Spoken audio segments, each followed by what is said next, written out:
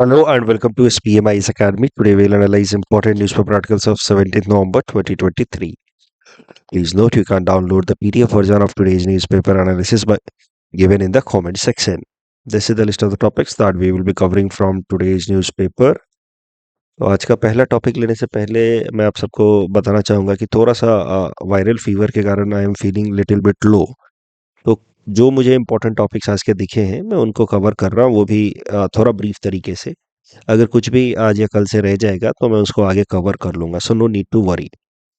तो देखते हैं आज का जो पहला टॉपिक हमने कवर किया है वो है क्राइम रिगार्डिंग एडल्ट्री। ये जो टॉपिक है ये प्रीलिम्स में तो आने के चांसेस कम ही है, बट एथिक्स एंड इंटीग्रिटी में इसका अच्छा इस्तेमाल हो सकता है। जीएस पेपर 4 में, इंडियन पॉलिटी में भी पूछा जा सकता है। देखते हैं, सबसे पहले समझते हैं एडल्ट्री होता क्या है। Adultery is an extramarital affair and which is generally considered objectionable. Of course, Indian society में तो ऑब्जेक्शनेबल है ही, दुनिया भर की अलग अलग सोसाइटीज़ में भी इसको ऑब्जेक्शनेबल माना जाता है। तो जो हम लोग एथिक्स क्लास में पढ़ते हैं कि ethical standards vary from society to society, well certain ethical standards are consider to be uniform absolute. तो आप मान सकते हैं कि adultery is one such ethical standard which is consider to be absolute, यानी कि adultery is considered to be unethical worldwide. Why? Because adultery is considered to be a form of cheating and cheating cannot be justified in any society in any way. तो ये है adultery, उसका definition, and it is in general a manifestation of cheating. That's why it's a universally accepted unethical activity. अब जरा समझते हैं कि adultery को लेकर के हमारे देश में क्या लीगल प्रोविजन थे पहले। क्योंकि पहले मैं इसलिए बोल रहा हूँ क्योंकि सुप्रीम कोर्ट का एक इम्पॉर्टेंट जजमेंट आया था, जिसका हम लोग जिसको जोसेफ साइन केस नाम से जानते हैं। 2018 में जजमेंट आया था। उसके पहले तक एडल्ट्री को लेकर के अलग कानून था हमारे देश में, which was defined under IPC section 497। तो सेक्शन 497 ऑफ आईपीसी के हिसाब से एडल्ट्री में a man having sexual intercourse with consent with a woman who is wife of another man will be guilty of adultery and could be sentenced for 5 years. अब ये क्या मामला है exactly जरा समझिए।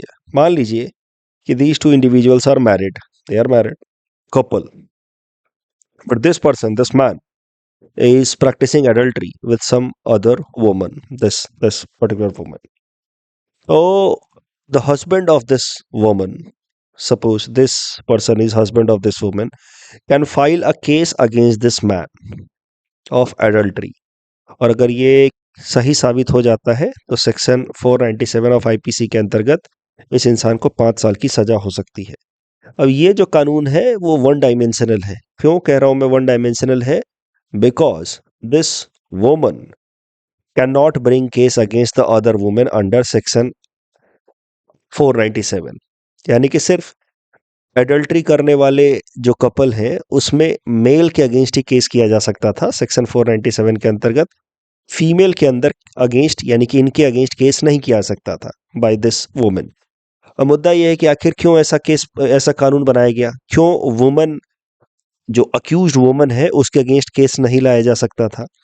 तो इसके पीछे सोच ऐसी थी कि भारत का जो समाज है, कई सारे जगह पैट्रियार्की का प्रॉब्लम है। Male dominated society where a male segment of society often misuse their dominant position. तो ऐसा भी हो सकता है कि many women would be falsely implicated under section 497। कई सारे वुमेन के अगेंस्ट फॉल्स चार्जेस लगे, इसका मिसयूज हो अगेंस्ट विमेन, विमेन का अननेसेसरी विक्टिमाइजेशन हो, considering the patriarchal nature of society. इस कारण से आईपीसी सेक्शन 497 के अंतर्गत only the person who is being cheated can bring case against the other male member who is engaged into adultery but not against female। तो ऐसा कुछ कानून था। No case could be registered against the woman, this particular woman in extramarital affair। But supreme court ने 2018 में Joseph Shine case में इस particular section 497 को स्ट्राइक डाउन कर दिया। सुप्रीम कोर्ट ने कहा कि 497 is unconstitutional.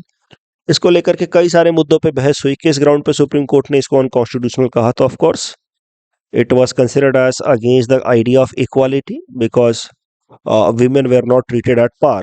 What about recourse to this woman. She is also being cheated. वो किसके खिलाफ केस लेकर के आए? She should also have right to bring case against this particular woman who is cheating. Right. So it was considered an unequal provision. On that ground, also considered as inconsistent with the idea of Article 14 of the Indian Constitution. Second, जो सबसे important बात है, this particular law reflects as if women are property of men, chattels of men. देखिए, इस पूरे particular case में ये आदमी इनके खिलाफ केस ला सकता है. इसका मतलब the law section 497 considers this woman as his property. ऐसा इंटरप्रिटेशन निकाला एक्सपर्ट्स ने, और इनकी प्रॉपर्टी का वायलेशन किया इस इंसान ने, इसीलिए ये केस ला सकते हैं against this person. So that was another way of interpreting section 497 कि women are being treated as chattels, property, private property of men. तीसरा जो सबसे इंपॉर्टेंट कारण था जिस कारण से जोसेफ साइन केस में सुप्रीम कोर्ट ने सेक्शन 497 ऑफ आईपीसी को अनकॉन्स्टिट्यूशनल डिक्लेयर किया, वो था concept of right to privacy. इसी 2017 में सुप्रीम कोर्ट ने पुट्टास्वामी जजमेंट में राइट टू प्राइवेसी को एक फंडामेंटल राइट डिक्लेयर कर दिया था. अब जो एडल्ट्री का प्रैक्टिस भी है वो भी तो प्राइवेसी के अंदर प्रोटेक्टेड होगा. एडल्ट्री कोई ओपनली तो करता नहीं है, राइट? तो adultery is also considered as an private act, and what an individual does in private is and should not be the concern of the state. Once Supreme Court had declared right to privacy as a fundamental right. तो ये एक logical inconsistency हो गई कि state intervention on adultery issue, because adultery is also an act which is practiced under privacy. तो पुट्टा स्वामी judgement में के बाद, पुट्टा स्वामी के फैसले के बाद सुप्रीम कोर्ट ने जो 2017 में केस पुट्टा स्वामी फैसला सुनाया था, where it declared right to privacy is a fundamental right, उसके बाद एडल्ट्री को एक क्रिमिनल ऑफेंस रखना वुड बी लॉजिकली इनकंसिस्टेंट, जिस कारण से सुप्रीम कोर्ट ने इसको अनकॉन्स्टिट्यूशनल डिक्लेयर किया. But mind it very clear कि एडल्ट्री पे सुप्रीम कोर्ट ने कहा कि ऐसा नहीं है कि हमने इसको अनकॉन्स्टिट्यूशनल डिक्लेयर किया है. इसका मतलब ये नहीं कि वी कंडोन और वी जस्टिफाई एडल्ट्री. ऐसा नहीं कि हम इसको सपोर्ट कर रहे हैं, not at all. Supreme Court said कि even when it is decriminalized, it will continue to remain a social offense. It will continue to be considered as unethical in Indian society. So this could be a very good example of the concept where we discussed कि ethics and law के बीच का अंतर. Law is basic minimum standards, acceptable standard जिसके नीचे किसी भी human activity को accept नहीं किया सकता. बट एथिक्स, जिनको भी मैंने क्लास में पढ़ाया, आई होप उनको ये कॉन्सेप्ट याद आ रहा होगा. Ethics is desirable standard. तो अगर कोई एक्शन इलीगल नहीं है, इसका मतलब ये नहीं कि वो एक्शन एथिकल हो ही जाए, क्योंकि एथिक्स और लॉ के बीच में भी एक थोड़ा सा गैप होता है. इसी कारण से हम लोग लॉ को कहते हैं एथिकल मिनिमा. जिनको याद नहीं आ रहा है उनको जब मैं एथिक्स करा दूंगा तब उनको ये बातें याद आ जाएंगी. Ethics is known as, I mean law is known as ethical minima.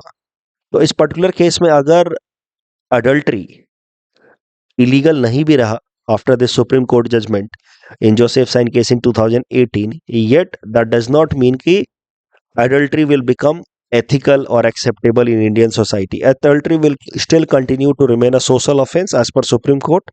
Supreme court ने इस फैसले के बाद कहा, and it will still remain a ground for divorce. हाल फिलहाल में क्यों न्यूज में आया है एडल्ट्री? क्योंकि आपको पता है कि भारत सरकार जो 3 मेजर कानून है क्रिमिनल जस्टिस सिस्टम के, IPC, CrPC and evidence act, इन तीनों को अमेंड कर रही है सिस्टमेटिकली, बड़े चेंजेस लेकर के आ रही है. उसी कॉन्टेक्स्ट में parliamentary committee on home affairs ने सजेस्ट किया है कि एडल्ट्री शुड बी री इंस्टीट्यूटेड इन भारतीय न्याय संहिता. तो आईपीसी के जगह पे आ रहा है भारतीय न्याय संहिता बीएनएस 2023. उसमें parliamentary committee on home affairs ने सजेस्ट किया है कि एडल्ट्री को वापस से क्रिमिनल ऑफेंस बना दिया जाना चाहिए. But of course that logical inconsistency will remain कि how after declaring privacy as a fundamental right you are going to make adultery a criminal offence in the criminal justice system. That is going to be logically difficult to explain. Saturn's ring disappearing ये भी news था कुछ दिनों से, आज इसको cover कर लेते हैं। This topic is important from our syllabus GS paper 3 science and tech point of view. कई बार ऐसे सवाल पूछ लिए जाते हैं मेंस में भी। सैटर्न एक प्लैनेट है हमारे सोलर सिस्टम में, that you all know. Saturn के अराउंड बड़ा सा ऐसा रिंग है। This ring is made up of ice, dust, rocks and all. और ये रिंग काफ़ी बड़े साइज का है। अगर आप देखें तो it varies up to 2,80,000 kilometre from the surface of the planet. इतना लंबा इसका लेंथ है। और ये रिंग ऐसे सैटर्न के अराउंड रोटेट करते रहते हैं। और सैटर्न भी अर्थ की तरह ही एक टिल्टेड एक्सिस पे, आपको पता है कि अर्थ एक टिल्टेड एक्सिस पे रोटेट करता है। तो अर्थ का जो इक्वेटर है वो इस प्लेन के तुलना में, वो प्लेन जो अर्थ बनाता है बिकॉज ऑफ इट्स रिवॉल्यूशन, ये है वो प्लेन जो अर्थ बनाता है बिकॉज ऑफ इट्स रिवॉल्यूशन, उस प्लेन के तुलना में इक्वेटर एक एंगल बनाता है like this. Why? Because the axis around which the earth is rotating and every 24 hour that axis itself is tilted। अगर मान लीजिए कि एक्सिस टिल्टेड ना हो करके ये एक्सिस परपेंडिकुलर होता इस अलोंग, और perpendicular on the plane that is created by revolution of the earth, तो उस केस में equator would be parallel with this plane. But ऐसा नहीं है। इस तरह का कुछ ओरिएंटेशन है अर्थ का with respect to sun. Similar situation is with respect to Saturn also. तो सैटर्न के भी रिंग्स जो है और उसका जो इक्वेटर है ऐसे रोटेट करता रहता है on some angle made by the Saturn because angle, and वो जो एंगल होता है that is somewhere close to 27 degree, वो हम आगे देखेंगे। तो अर्थ जैसा ही कुछ ओरिएंटेशन है, बस 23.5 की जगह पे कुछ दूसरा ओरिएंटेशन है। अब होगा क्या कि जब ये सैटर्न ऐसे ऐसे घूमता है तो रोटेशन भी कर रहा है, रिवॉल्यूशन भी कर रहा है, तो कभी कभार ऐसे हालात बन सकते हैं कि हम अगर अर्थ से देखें तो हमें ये रिंग पूरी तरह से डिसअपियर्ड दिखेगा, क्योंकि ये रिंग काफी थिन है। This ring is quite thin first of all. Saturn को शाम के वक्त टेलीस्कोप की मदद से अर्थ से देखा जा सकता है। तो अर्थ से हम लोग टेलीस्कोप की मदद से सैटर्न को देख सकते हैं। अभी 2025 में कुछ ऐसे हालात बनेंगे कि सैटर्न का ये रिंग डिसअपियर हो जाएगा। सच में डिसअपियर नहीं होगा बट अर्थ से नहीं दिखेगा। 2025 में कुछ टाइम के लिए ऐसा होगा, और ऐसा इसलिए होगा क्योंकि अर्थ से बिल्कुल ऐसा ओरिएंटेशन बन जाएगा जहां पे ये रिंग जो है वो बिल्कुल ऐसे पैरेलल हो जाएगा। It will just a line and that's why we won't be able to see this. That is why a news चल रहा है कि सैटर्न का रिंग डिसअपियर होगा, डिसअपियर होगा, but that is not true. Ring disappear नहीं हो रहा, it just that ring will not be seen from Earth, जो जनरली हम देख पाते हैं विथ हेल्प ऑफ टेलीस्कोप। और ऐसा नहीं कि ऐसा पहली बार होगा 2025 में, पहले भी ऐसा होता रहा है। 2009 में भी ऐसा हुआ था कि the ring got disappeared, seemingly disappeared for the time being. ये पीटी और मेंस क्वेश्चन मैंने इस टॉपिक पे दे रखा है आपको। Please attempt this question and you can submit the answer in the comment section. The next article is about SEBA and AHEC to be merged by Assam State Cabinet। This topic is important from our syllabus GS paper 5 Assam issues point of view। तो छोटा सा news है, इस पे इसके जो implications होंगे हम आगे कभी कवर करेंगे, इसका सिग्निफिकेंस आगे देखेंगे।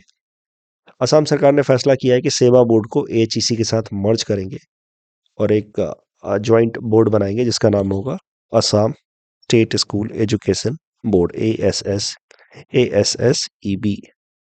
कल जो हमने आपको प्रैक्टिस क्वेश्चन दिया था उसमें correct answer would be B, and India is member of East Asia Summit, तो correct answer would be again B3 only। That's all from our side for today. Thanks for watching।